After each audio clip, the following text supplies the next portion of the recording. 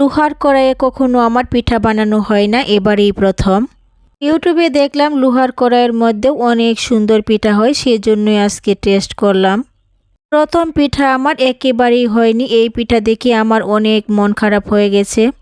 পরবর্তীতে আমি আরেকটি পিঠা দিলাম, দেখি এটা কীরকম হয়। হ্যালো এভরিওয়ান, আসসালামু আলাইকুম। আশা করি সবাই ভালো আছেন। আলহামদুলিল্লাহ আমি অনেক বেশি ভালো আছি। সবারই দেখি প্রতিটা পিঠাই ফুলকো ফুলকো হয়, কিন্তু আমার প্রথম পিঠা হয়নি, তারপরেও সেটাও আমি শেয়ার করে দিলাম।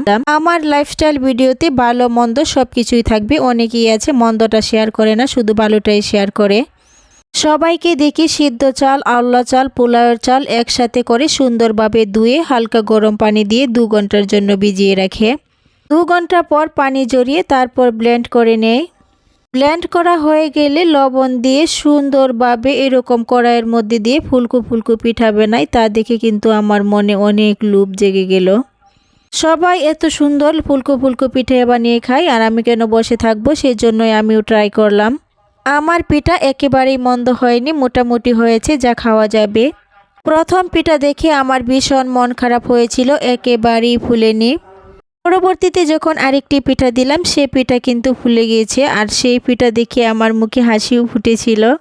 এভাবে আমি কখনো পিঠা বানাইনি, ভাবছি যে লোহার কড়াইয়ের মধ্যে হয়তো পিঠা হবে না, কিন্তু হয়েই গেছে। আমি সব সময় মাটির খোলাতেই পিঠা বানাই, এবারে আমার মাটির খোলা নাই, সেই জন্যই আমার পিঠাও খাওয়া হচ্ছে না।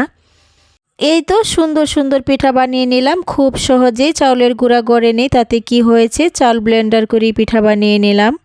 আমি কখনো চাল ব্লেন্ডার করে পিঠা বানাইনি, কারণ একেবারে আমি অনেকগুলো চাল মেশিন থেকেই কুটিয়ে নিয়ে আসি। চিতই পিঠা খেজুরের রসের মধ্যে চুবিয়ে খেতে কিন্তু ভালো লাগে। আজকে খেজুরের রস আর গরুর মাংস দুটোটাই আমার রুমে আছে। অনেকেই খেজুরের রস আবার খেজুরের লালিও বলে, আমাদের দিকে কিন্তু খেজুরের রসই বলে।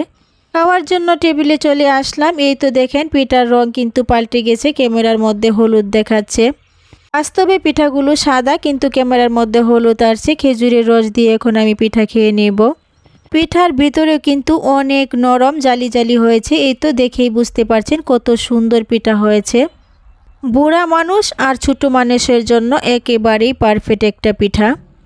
আমার মতন কে কে খেজুরের রসের মধ্যে পিঠা ভিজিয়ে ভিজিয়ে খেতে পছন্দ করেন কমেন্টে জানাতে পারেন।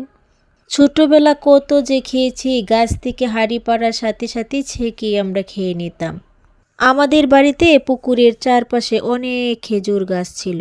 শীতের দিন সকালবেলা অনেক কুয়াশা থাকতো, আমার মা ঘর থেকে বের হতেই দিত না। আর আমার তো বিছানায় শুয়ে থাকতেই মন চাইতো না, কারণ আমি রসপাড়া দেখব। শীত আর কুয়াশার মধ্যে যে গাছ থেকে হাঁড়ি পারবে রসর, সেই গাছের নিচে চুপ করে দাঁড়িয়ে থাকতাম আর গাছের দিকে তাকিয়ে থাকতাম। খেজুরের রসের হাঁড়ি যখন পেরে নিয়ে আসতো নিচে, আর গাছ থেকে টপ টপ করে রস পড়তো, আর আমরা 1 2 করে গুনতাম কফুটা পরে। এমন মধুর ছোটবেলায় আমার এখনও ফিরে যেতে মন চাই। ছোটবেলাটা সত্যি খুব ভালো ছিল। শীত ছিল, ঠান্ডা ছিল, কিছুই বুঝতাম না। কয় গাছ থেকে হাঁড়ি পাড়া হয়েছে আর বাকি আছে কয় গাছ, সব হিসাব রাখতাম।